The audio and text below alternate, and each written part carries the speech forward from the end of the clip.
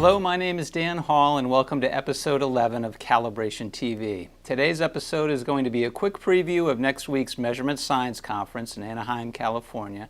But first I wanted to thank all of you that watched last week's episode and went to my new YouTube channel and hit the subscribe button. It's only been about a week since that episode came out and I have 32 new subscribers, which I think is pretty fantastic. YouTube requires you to have 100 subscribers before you can give your channel a name that you can actually remember. So I only need about 25 more. If you haven't subscribed and you have a minute, just go to youtube.com and type in the words Dan Hall Calibration TV in the search field, and my episode should pop right up at the top. Click on any episode and hit the red subscribe button. I really appreciate you taking the time to do that. We still have a few more t-shirts left for the Qualler t-shirt giveaway from episode 10, so if you'd like one, just send a quick email to dan@hallassociates.net and include your t-shirt size in the email. Next week, I head out to California to attend the yearly Measurement Science Conference Training Symposium. This year, MSC has a new 4-day format, which goes from March 20th to March 23rd. The schedule appears to be jam-packed with courses for beginners as well as advanced measurement veterans. There are both 1-day and 2-day NIST seminars, as well as full-day tutorial workshops. If you're new to the field of calibration and metrology, there's a lot of Metrology 101 type training in the schedule. In fact, one of the tutorial workshops is called exactly that, Metrology 101, Back to Basics. If it's too late for you to attend this year, think about putting MSC on your calendar for next year. And did I mention it all takes place at the Disneyland Hotel in sunny California? That doesn't hurt either, especially since we're having our third snowstorm in 10 days here in the Northeast. This year I will be sharing a booth with my friends from CalLab magazine, so stop by booth 103 and say hello. We printed up a nice new booth backdrop, as you can see here, and I made some new Calibration TV swag for the first time. These USB flash drives loaded with all the past episodes of Calibration TV. Hope to see you next week. Since this episode is all about the Measurement Science Conference, I wanted to bring you 2 interviews with people that are very involved with MSC, both past and present. The first interview is with Miguel Cerezo, who is on the board of directors of MSC and works for Amgen in California. Miguel talks a bit about how he became involved with MSC and what the mission of the organization is.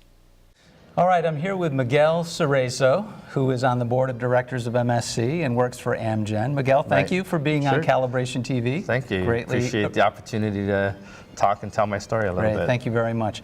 When did you first become involved with MSC? So I first became involved with Measurement Science Conference, I want to say 1989. At the time I was working at the Jet Propulsion Laboratory, and during those times NASA had what they called the NASA Calibration Working Group.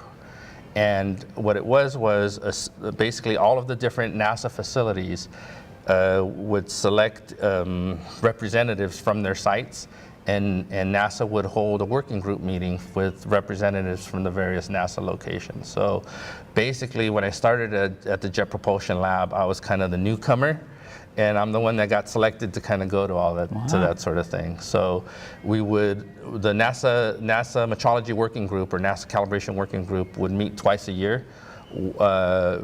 Summer times were NCSL, and wintertime was Measurement Science Conference. So, and during that time, the NASA Metrology Working Group would sponsor various programs.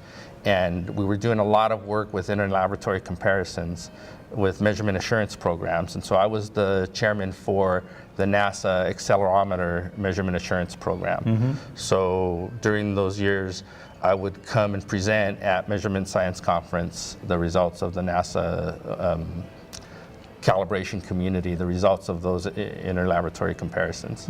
And so that's how I became involved as a presenter.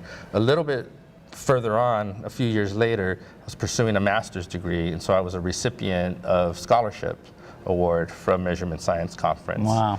And so after that, I was just very appreciative of the support that the organization gave me. And so since then, I've been, volunteering my time for the nonprofit organizations. So you've been involved with MSC most of your career, I've been in basically since the beginning of my career, yeah. Wow.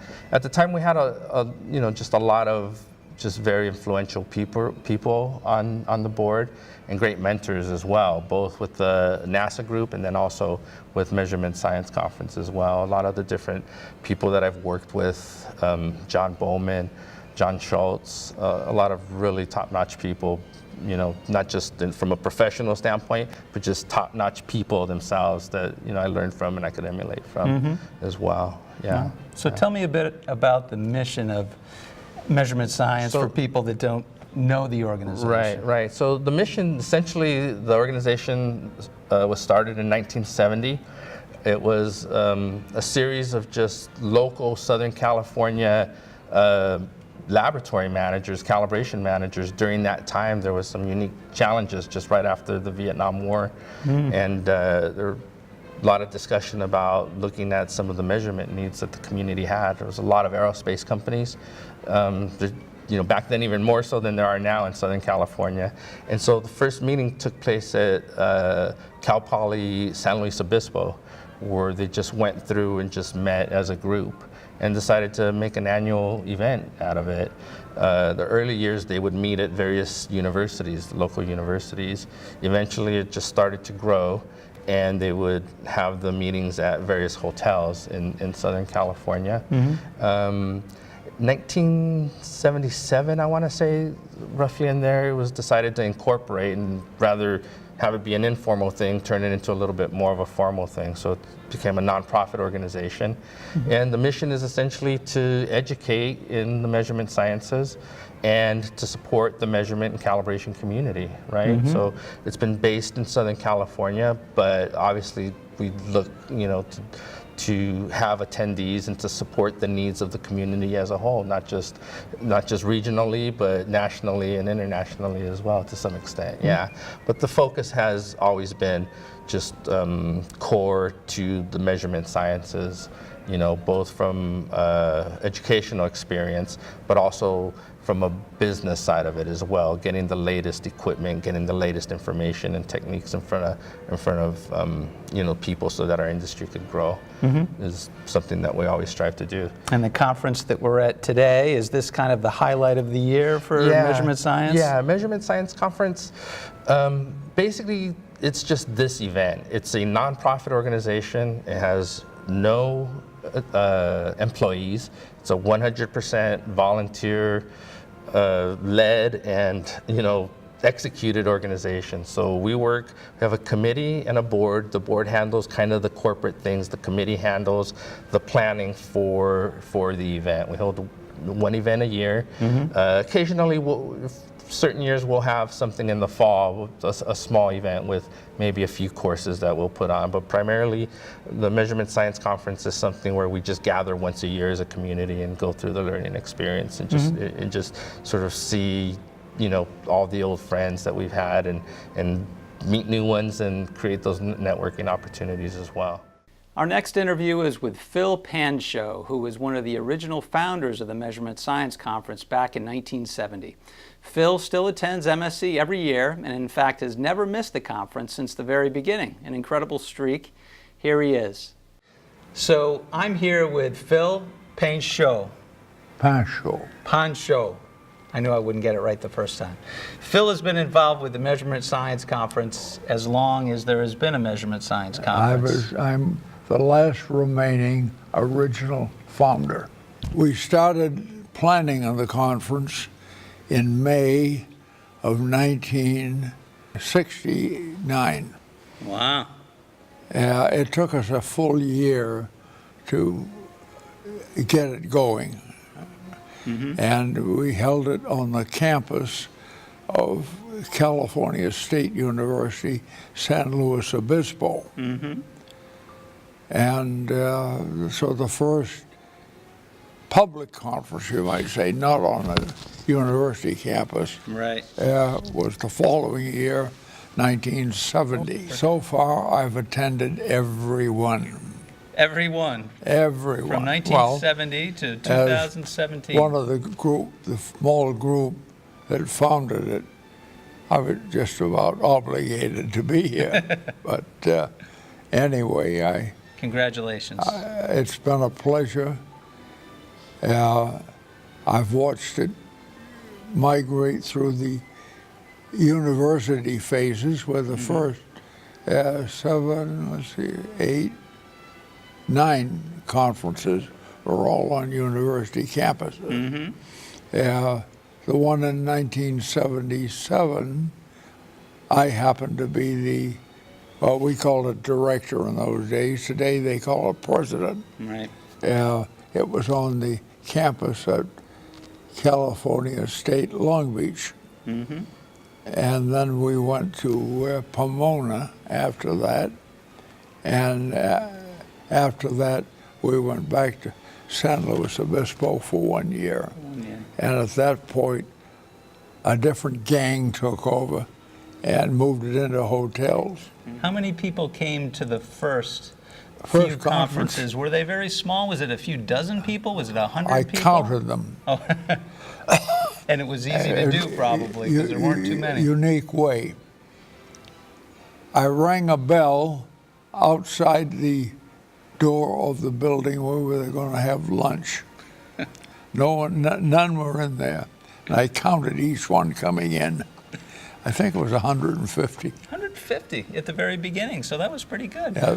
People from industry generally, commercial in those companies? days, we figured it was better to hold the conference on Thursday, Friday, and Saturday, with the idea that people could take Saturday and not lose pay.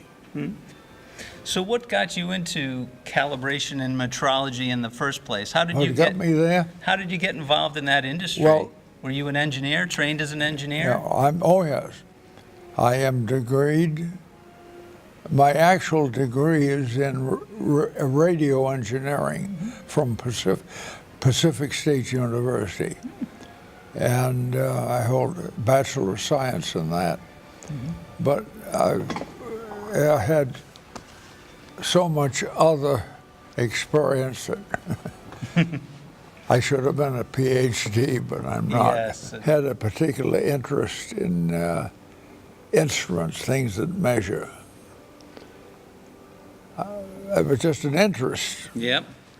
And I was with Northrop Aircraft, now Northrop Grumman.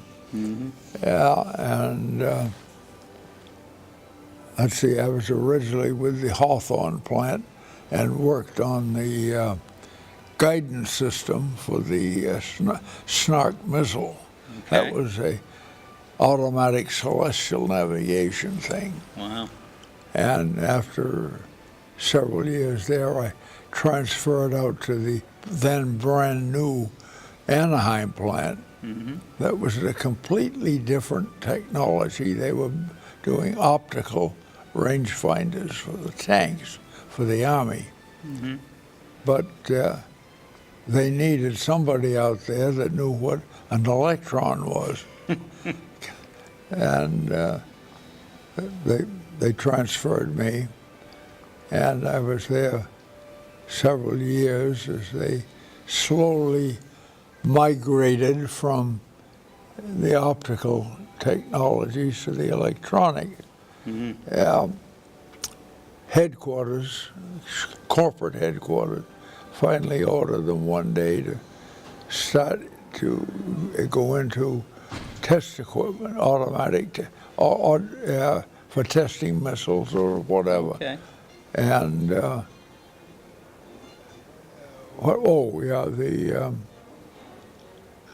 we were under Army and Air Force cognizance at the time.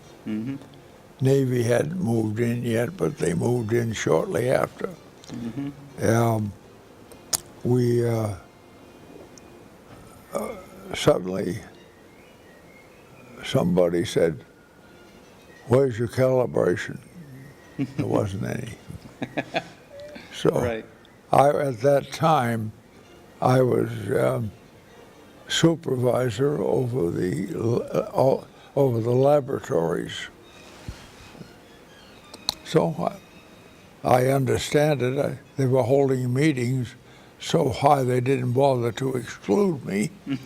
But I understand when the orders came through from the general manager, the only thing that the other directors could agree on was me. They wanted me to head this new operation. Mm-hmm. Well, they did. I got called in by the director of engineering and said, "You've got a choice, Phil. You can either stay here in engineering for the rest of your life, but I probably will never be able to promote you again, but or you can transfer to quality control and start and head this new operation." Mm-hmm. That's not much of a choice. No, it's not. So I took it. So anyway, that went on for a while. And, eventually, the rest of the corporation started to recognize what we had done. We had really built up a fine organization. And in fact, the greatest compliment I had at that time was, I'm trying to think of his name, from National Bureau of Standards, Walter Hamer. Mm-hmm. That was it.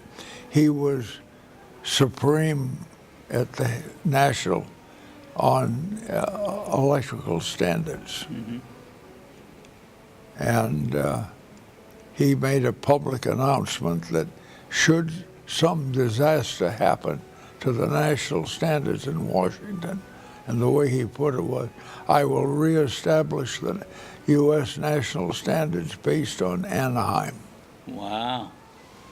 That is pretty high praise. That was a tremendous compliment. In 1953, 53, I think it was, there was a scandal that was published in the LA Times with the Yellow Cab Company. Mm. They found that the taxi meters were being deliberately set fast.